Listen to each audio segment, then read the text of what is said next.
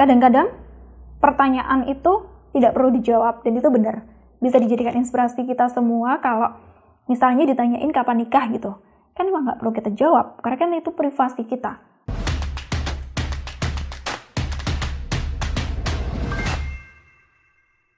Hai semuanya, thank you sudah mau nonton video Meoreta lagi.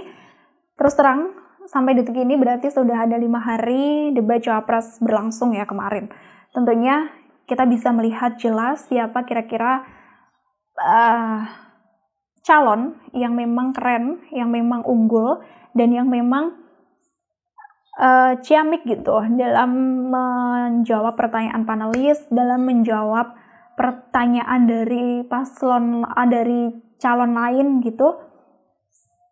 Tentunya debat Cawapres kemarin kan tentang energi, sumber daya alam, sumber daya manusia, pajak karbon, lingkungan hidup dan agraria, dan juga masyarakat adat.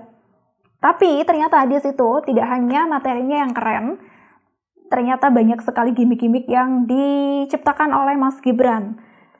Gimana tidak gimmick? Karena memang adegan-adegan yang dikeluarkan beliau kan gimmick banget gitu. Lebih ke malu-maluin sih sebenarnya kalau kata anak muda yang ini ya, kata netizen plus 62, yang tentu pada saat debat Cawapres kemarin bisa dijadikan sebagai tolak ukur, bisa dijadikan sebagai alat untuk menyaring siapa kira-kira pasangan, siapa kira-kira calon yang benar-benar oke untuk dipilih. Nah, terkait etika, emang benar-benar kemarin tuh Mas Gibran seakan-akan ini ya, merendahkan anak muda ya, karena bagaimana tidak ketika dia mengatakan kan Anda profesor gitu kepada Pak Mahfud. Itu seperti kan merendahkan profesi dari Pak Mahfud sendiri. Ini tadi tidak saya jelaskan karena kan beliau kan seorang profesor.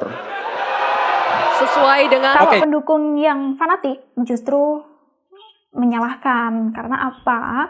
Karena kemarin kan debat Capres Pak Prabowo juga direndahkan oleh Pak Ganjar dan juga Pak Anies. Padahal kan tidak seperti itu. Itu adalah dua hal yang berbeda kalau menurut saya. Karena apa? Pak Ganjar dan juga Pak Anies itu kan menanyakan kinerja dari Pak Menhan sendiri. Menanyakan kinerja dari Menhan sendiri. Dan kalau yang kemarin kan Gibran justru seakan-akan merendahkan Pak Mahfud sebagai mungkin orang yang lebih senior dan juga merendahkan profesi profesor seorang Pak Mahfud gitu. Tapi ternyata lagi-lagi aneh banget, masih banyak banget anak muda yang FOMO, yang yang masang muka tembok gitu. Seperti masih terbius dan juga masih tersihir bagaimana sosok gemoy, muda seorang Pak Prabowo dan juga Mas Gibran gitu. Di beberapa platform, apalagi di TikTok sih yang paling ini ya, yang paling gencar banget all in gitu. Apa-apa all in gitu. Aduh. Tapi bicara tentang anak muda yang dielolokan ternyata satu, tidak punya etika, memalukan gitu. Terus juga melanggar kode etik, melanggar konstitusi kan. Itu tuh apalagi kemarin tuh sempat loh yang viral lagi tuh terkait bagaimana seorang Mas Gibran menjawab pertanyaan tentang strategi menanggulangi praktik ilegal di pertambangan. Nah, kan harusnya jawabannya yang lebih logika gitu. Tapi jawaban Mas Gibran ini justru lucu. Karena apa? Yang namanya ilegal tentunya di situ tidak ada izinnya kan? Di situ tidak ada payung hukumnya kan? Tapi ternyata Mas Gibran menjawab, ya cabut aja izinnya. Terus apa yang dicabut? Rumput di food estate gitu. Kan enggak kan? Maksudnya tuh gimana sih kalau mau keren tuh boleh kok, keren tuh boleh. Menunjukkan dia lulusan dari luar negeri tuh boleh. Cuma tuh ya jangan ngawur. Harus dipersiapkan bener-bener gitu. Apalagi sempat merendahkan peserta yang lain gitu. Itu sih yang sangat disayangkan, udah sok IG tapi ternyata nol. Pokoknya tapi yang paling keren tuh Pak Mahfud sih menurut saya. Karena apa? Karena beliau mampu gitu menyuguhkan debat Cawapres yang oke.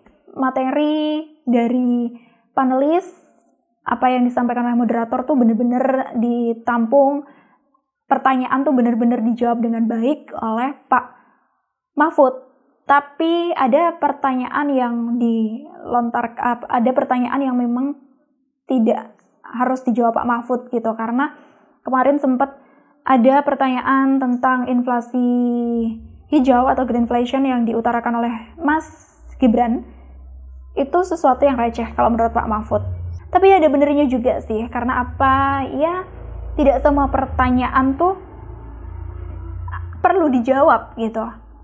Karena tidak hanya itu ya, karena memang tentang inflasi atau inflasi hijau atau greenflation pun menurut sebagian peneliti itu juga apa yang dicontohkan Mas Gibran tentang rompi kuning di Prancis itu pun juga keliru gitu. Jadi ya benar apa yang dikatakan Pak Mahfud, itu kan pertanyaan receh, nggak perlu saya jawab gitu. Bener sih, karena memang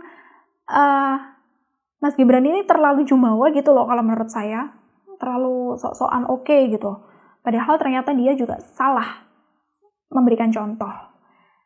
Dan memang sikap dari Prof. Mahfud itu sudah benar dan tidak perlu untuk menjawab atau menanggapi pertanyaan recehnya Mas Gibran dan malah mengembalikan kepada moderator. Itu keren sih, karena memang benar kata Pak Ganjar bahwa kadang-kadang pertanyaan itu tidak perlu dijawab, dan itu benar. Bisa dijadikan inspirasi kita semua kalau misalnya ditanyain kapan nikah gitu. Kan emang nggak perlu kita jawab, karena kan itu privasi kita. Iya kan? Bener kan? Saya juga ingin mencari tuh jawabannya ngawur juga tuh. Gila ini. Ngarang-ngarang ndak karuan, mengkaitkan dengan sesuatu yang tidak ada, gitu ya. Begini loh, kalau akademis itu gampangnya kalau bertanya yang kayak gitu-gitu tuh recehan, gitu.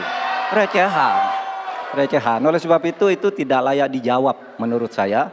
Dan oleh sebab itu saya kembalikan saja ke moderator. Ini tidak layak dijawab pertanyaan kayak gini. Tidak ada ini jawabannya. Nah, apalagi terkait debat Cawapres kemarin yang memang banyak banget gimmicknya yang dihasilkan oleh Mas Gibran. Tentunya kita bisa bareng-bareng menilai siapa kira-kira yang paling oke, siapa kira-kira yang paling yahud gitu, tentunya juga Pak Mahfud. Apalagi ada berita loh tentang Pak Presiden yang boleh berpihak, boleh berkampanye. Oke. Akhirnya kita bisa menyimpulkan seharusnya kita ke arah mana nih di pemilu 2024 ini. Gitu. Bye-bye.